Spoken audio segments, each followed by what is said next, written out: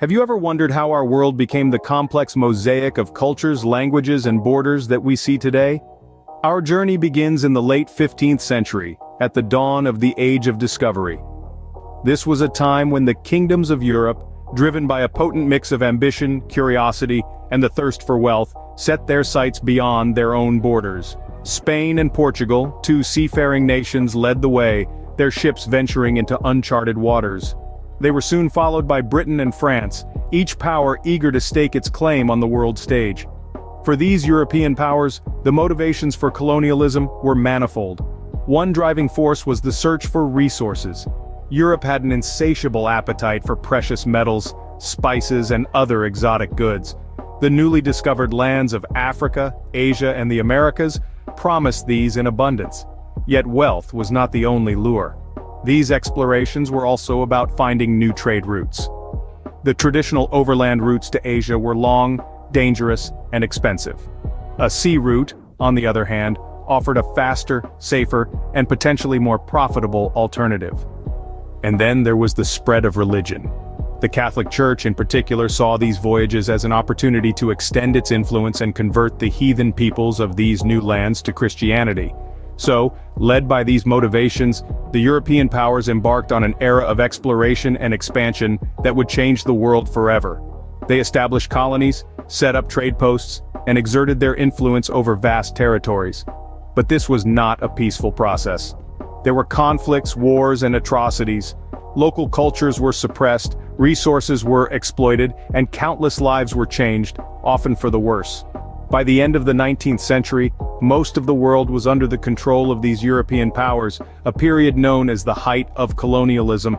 And while the sun would eventually set on these empires, the legacy of this era continues to shape our world today. And that, my friends, is just the beginning of our story. But what was the impact of this widespread colonialism on the colonized lands and peoples? The influence of colonial rule was far-reaching and multifaceted, leaving indelible marks on the regions it touched. One of the most significant changes was the introduction of new administrative systems. European powers sought to control and manage their colonies by implementing foreign governance, often replacing traditional systems and causing deep societal shifts. Alongside these structural changes, the colonizers introduced their languages, which became the lingua franca in many regions. This linguistic dominance persists today, with languages like English, French, and Spanish continuing to be widely spoken in former colonies. Religion, too, was a potent tool of colonial influence.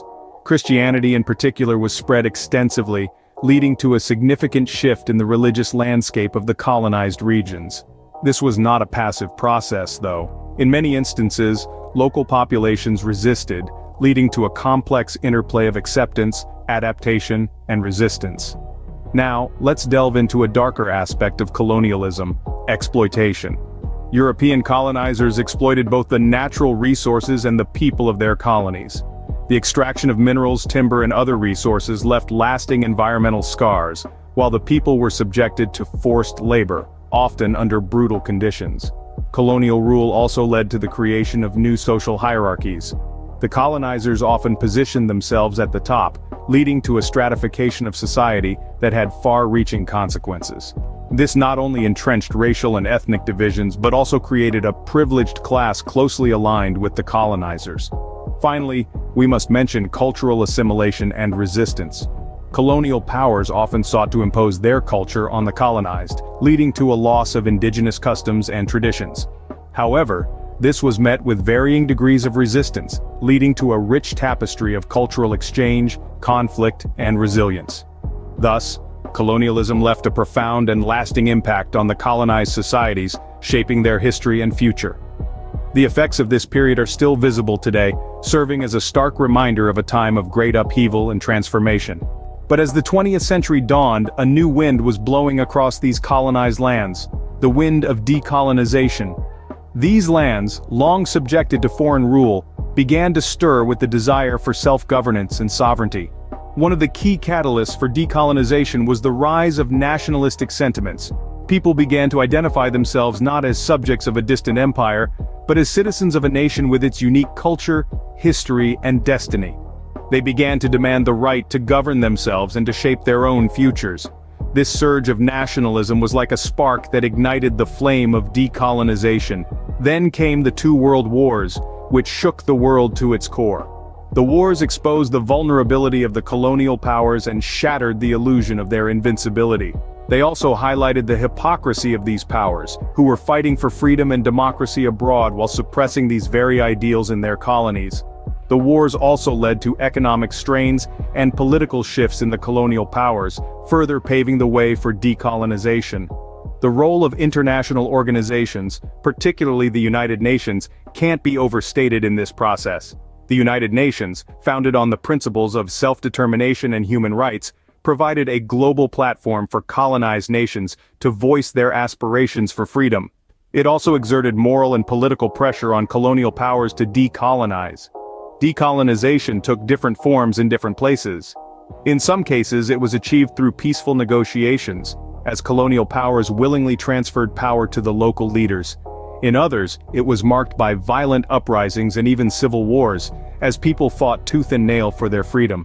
By the mid-20th century, many colonized nations had achieved their independence, marking the end of the era of colonialism. This brought a new dawn of self-rule, but it also ushered in a new set of challenges and complexities, which we will explore in the next scene. But what happened after these nations gained their independence? What was the aftermath of decolonization? In the wake of decolonization, newly independent nations confronted a host of challenges. They had to carve out their own identity, establish political systems, and build economies, all while dealing with the complex legacy of colonialism. Political instability was a prevalent issue. In many countries, the colonial powers had not established stable political structures that could survive their departure.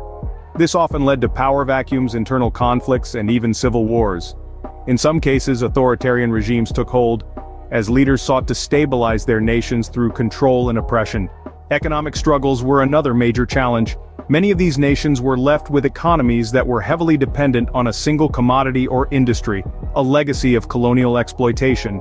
This made them vulnerable to market fluctuations and often resulted in economic stagnation or decline.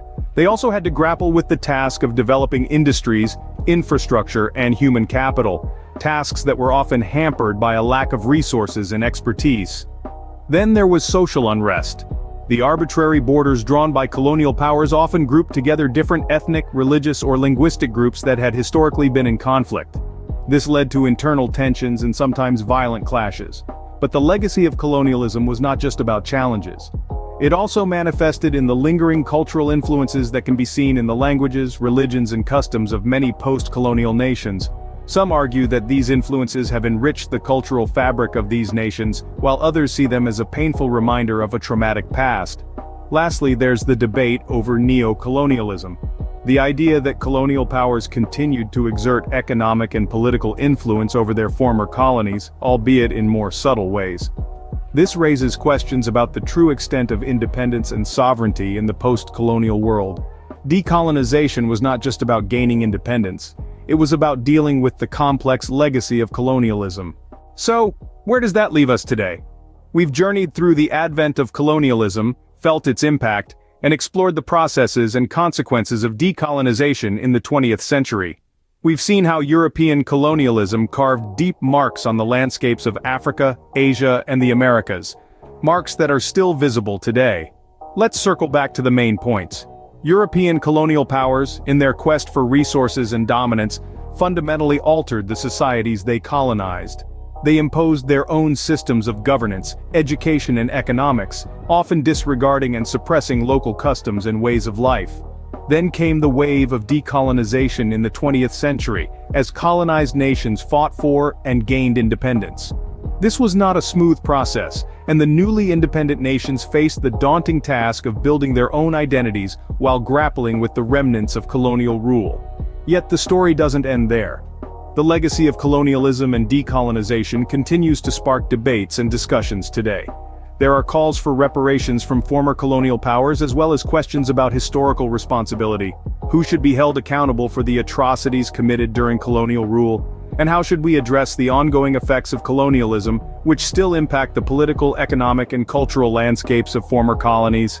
These are complex questions with no easy answers. Some argue that reparations could help rectify past injustices and aid in healing.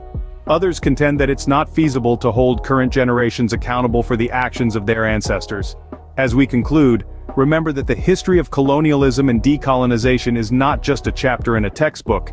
It's a living, breathing narrative that continues to shape our world today, influencing international relations, economic systems, cultural identities, and individual lives. The effects of colonialism may be both visible and invisible, but they are undeniably present. As we delve into the past, we must remember that the history of colonialism and decolonization continues to shape our world today, in ways that are both visible and invisible.